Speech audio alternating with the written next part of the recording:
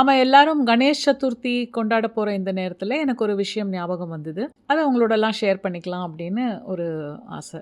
நான் ஒரு நாள் ஒரு ஸ்லோகம் படிச்சுட்டு இருந்தேன். இது ரொம்ப வருஷங்களுக்கு முன்னாடி நடந்தது. எல்லாருக்கும் தெரிஞ்ச ஸ்லோகம் தான். சுக்லாம் பரதரம் விஷ்ணும் சசிவர்ணம் சதுர்புஜம் பிரசன்னவதனம் தியாயேத் சர்வ விக்னோப சாந்தையே. அன்னைக்கு இந்த ஸ்லோகத்தை நான் படிச்சுட்டு இருந்தப்போ திடீர்னு எனக்கு ஒரு விஷயம் தோணித்து. அது அப்படியே ஸ்ட்ரைக் ஆச்சு. எப்படின்னா, இந்த ஸ்லோகம் ஸ்ரீ பகவானுக்கு ரொம்ப பொருத்தமாக இருக்கே அப்படின்னு. சுக்லாம் பரதரம் அப்படின்னா, சுக்லாம்னா வெள்ளை, பரதரம் அம்பரம்னா உடை. பகவான் வெள்ளை நிற கௌபீனத்தை அணிஞ்சுட்டு இருப்பார். அவர் பரபிரமே ஆனதுனால அவரோட உடை என்ன? வெட்டவெளி, வானம், எல்லா திசைகளையும் அவர் போர்த்தின்னு இருக்கார். அதனால் சுக்லாம் பரதரம் பொருத்தமாக இருக்குது. விஷ்ணும்னா வியாபிச்சிருக்கிறது. பகவான் எல்லாருக்குள்ளேயும் வியாபிச்சிருக்கார், எல்லாத்துலேயும் வியாபிச்சிருக்கார். அதனால் அதுவும் பொருத்தம். சுக்லாம் பரதரம் விஷ்ணும் சசிவர்ணம் சதுர்புஜம். சசிவர்ணம்னா சசினா சந்திரன், சசிவர்ணம்னா சந்திரனை மாதிரி. சந்திரன் தான் நம்ம மனசை ரூல் பண்ணுற கிரகம்.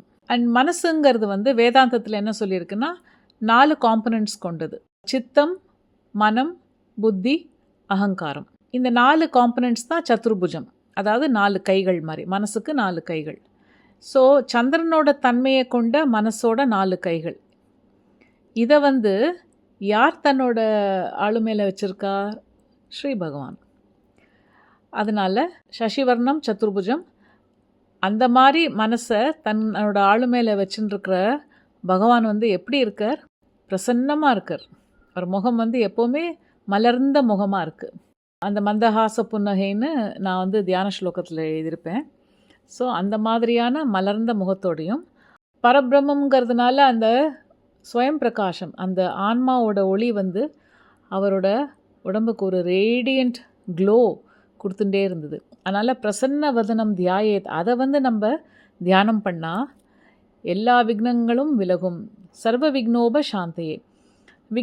விக்னங்கள்னால் வெறும் நம்ம மெட்டீரியல் லைஃப்பில் நடக்கிற ஆப்ஸ்டக்கிள்ஸ், அதெல்லாம் அதுவும் தான்.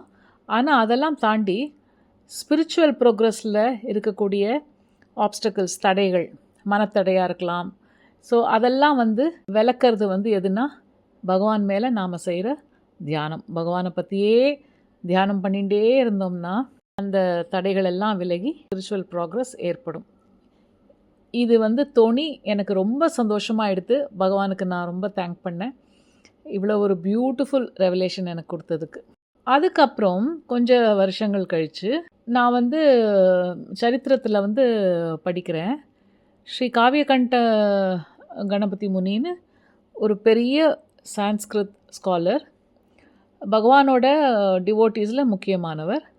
அவர் தான் இன்ஃபேக்ட் பகவானை ஸ்ரீ ரமண மகர்ஷின்னு கூப்பிடணும் அப்படின்னு சொன்னவர். அவர் முதல் தடவையாக பகவானை பார்க்கும்போதே அவருக்கு இந்த ஸ்லோகம் ஞாபகம் வந்திருக்கு.